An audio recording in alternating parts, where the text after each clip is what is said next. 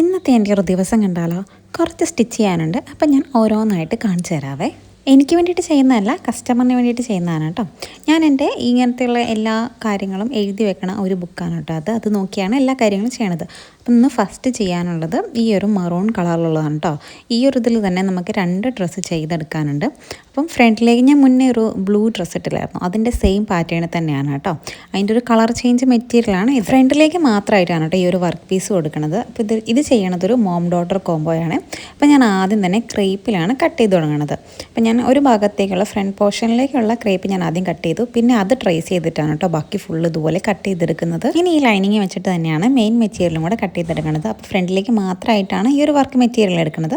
ബാക്കിലേക്ക് ഞാൻ പ്ലെയിൻ ആണ് കേട്ടോ കൊടുക്കുന്നത്. അതേ മോഡൽ തന്നെ ഒരു ഡ്രസ്സും കൂടെ ചെയ്യാനുണ്ടായിരുന്നു കേട്ടോ. അതപ്പം അതിൻ്റെ കളർ വന്നിട്ട് ഈ ഒരു ഗ്രീൻ ആണ് കേട്ടോ.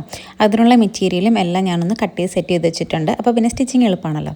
പിന്നെ എനിക്ക് പുതിയ 2 മെറ്റീരിയൽസ് എടുക്കാനുണ്ടായിരുന്നു. ഈ ഒരു കളറും പിന്നെ ഈ ഒരു കോട്ടൺ മെറ്റീരിയലാണ് കേട്ടോ എടുത്തത്.